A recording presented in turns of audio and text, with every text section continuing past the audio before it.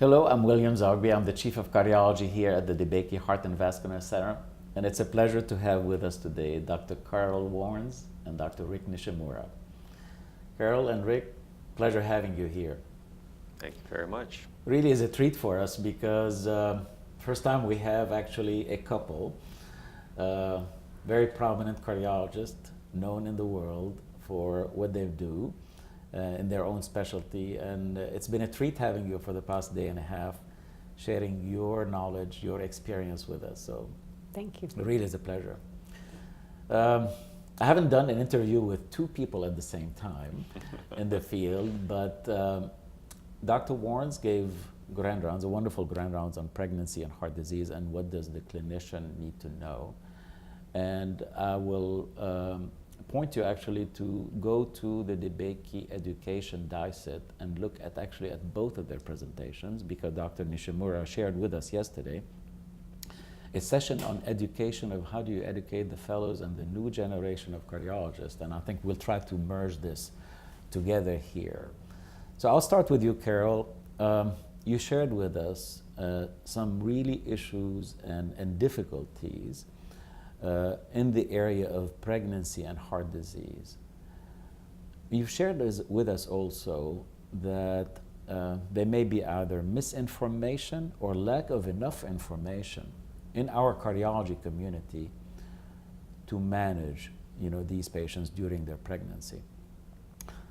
What are some of the maybe major areas that you have felt that difficult consults are coming to you? Is it pretty much a lack of knowledge? And if there is a lack of knowledge, how do we approach it with newer technologies that we have? Well, I think information is key. Unfortunately, well, the good news is that for women who have heart disease, most of them can have a pregnancy as long as they're properly managed. So that's the good message to get out, but the pre-pregnancy counseling piece of it is absolutely vital, and that misinformation unfortunately exists, particularly in the community of congenital heart disease patients who believe themselves often totally corrected. That's a term I think should be removed from our lexicon because, if they've had prior surgery, they don't seek cardiac care. They may never have received any advice from pediatric cardiology or even from an adult cardiologist or even from a primary care provider, that perhaps before they embark on a pregnancy, they need to get some proper advice. So getting to the right person who has expertise in the beginning is absolutely key, I think.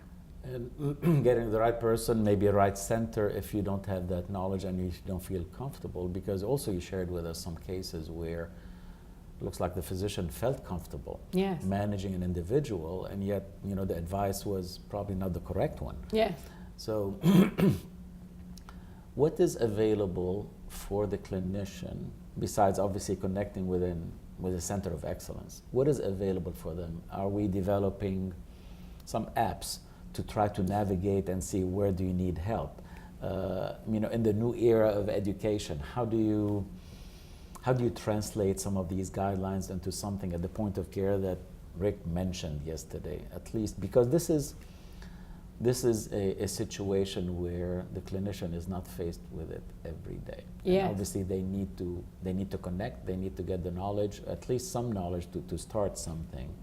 And I wonder whether some of these guidelines, at least for pregnancy and heart disease, that we could have something for the clinician to help them navigate that. Yes, I think it's in its infancy currently because we have ACC, AHA guidelines.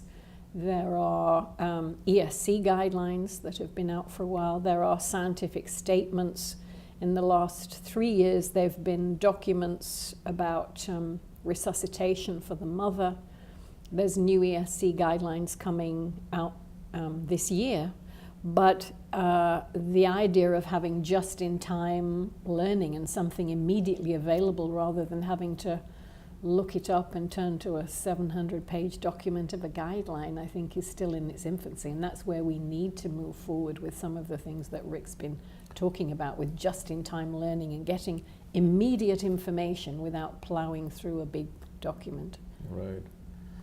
The question, I guess, is the importance also of examining patients. We mentioned that some people were not examined, and talking to them, and planning. I think from women's point of view, planning with their cardiologist or their OB if they had heart disease, if they need to be screened even for heart disease at times. But a good planning, I think, at least will carry the conversation, hopefully will decrease some of that. Yes, and those issues also that we're dealing with. education of children and adolescents. I mean, counseling about pregnancy actually needs to begin in early adolescence. As a patient, particularly as it applies to congenital heart disease, then transitions to an adult center. They already need to be of the mindset, A, I need lifelong follow-up, and B, when pregnancy becomes an issue, I've got some ideas about it, but I know I need to see my doctor. Right. So I think that's really the other important issue that you mentioned and you shared with us, which is rather complex, meaning the prognosis is not good irrespective of the situation, is particularly prosthetic valves. We haven't talked about Eisenmenger, but prosthetic valves, which are quite a bit prevalent nowadays, is the issue of bioprosthesis, or certainly the mechanical prosthesis, what to do. Any general advice for young women who need a valve? What kind of valve would you recommend to them if it is mechanical or bioprosthetic? Obviously, there are difficult decisions for longevity of the valve and the issues with pregnancy. How would you approach somebody coming to you with a choice of a prosthesis, let's say a 30-year-old woman? I think that's a key question, because very often they might be told, if they have a mechanical valve, this is a good choice. You may never need another operation, and if you get pregnant, we'll just do something with the anticoagulation. It's really not that simple. And in general, managing somebody with a tissue prosthesis is infinitely more simple with a significantly lower chance of complications. In 30 years at Mayo, I can't recall that I've ever had a complication with a woman with a tissue prosthesis. We have them on baby aspirin, without great data, I have to say, but in the hope that that helps any coagulation problem. But absent any arrhythmia, they're so much easier to manage. But as you say, recognizing that at some point in the future, maybe 10 years or so after implantation, they'll need another operation. But I think that then behooves us also to know what the reoperation risk is in your own institution. And for many centers now, a redo aortic or mitral valve risk could be 1 or perhaps at the most 2%, other things being equal. So tissue valves considerably easier for sure to manage during a pregnancy. Rick, you spent a wonderful time yesterday with the fellows and faculty regarding education, and I would really urge you to take a look at that presentation, because it is very informative, and I think for every program director, every fellow that is involved in education is almost a must. It really was amazing. So with hearing, Carole today in Grand Rounds, right, and seeing an audience, physical audience of about 150 individuals at Grand Rounds, and this being beamed to, different places, where do you see face-to-face meetings versus digital world? How important do you think, at least from your perspective? I know I have strong feelings about that, but I'd love to hear from you. So I think we should categorize knowledge into like 3 areas. So one is, well, you know what you know, and you might need to brush up a little bit. You can get that online. Then there's, you know what you don't know. So then you go seek it out, and as you two were talking, there's got to be mechanisms to easily get that at the point of care. But I think the most dangerous thing are people who don't know what they don't know. And they're never going to be able to tell what they don't know unless 2 things happen.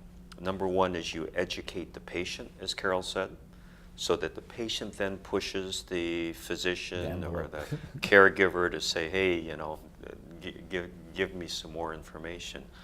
Or number 2, that's where I think the live face-to-face comes in. Because then you can start talking about all of these different nuances that you can't get online. Exactly. About patient care, and they can all chime in with what their questions are.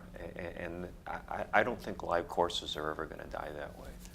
But that is the indication for a live course. I strongly agree with you. I think you know, there are so many different ways of learning, but I think that interaction and stimulation from other people bringing in maybe different things will stimulate you of thinking of a different idea or something that you did not know and you wanted to approach. So and even just you know, just sitting. We talked yesterday about the time for reflection, which we had many of your faculty come up afterwards and say, "Gosh, you know, I'd like to do that, but I have no time. And where do I do it?" And Carol does it when she's in a bath, you know, that type of thing. But here's the thing: is that when you're at a live course, you actually are away from your cell phone, your beeper. You can actually have time to think.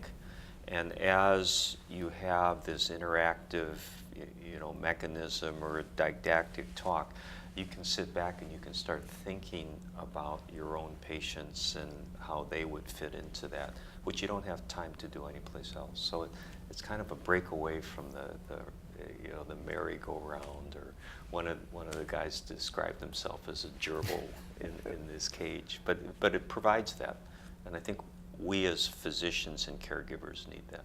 well, we enjoyed our breakaway in your visit here for us to reflect on various things and collaborate in the future. So a pleasure having you both, and look forward to you know, visiting Mayo and you visiting us again. So thank you for coming, and thank you for taking the time, and thank you for watching us here on the DeBakey channel, DeBakey Education Dissect. Thank you again. Thank you.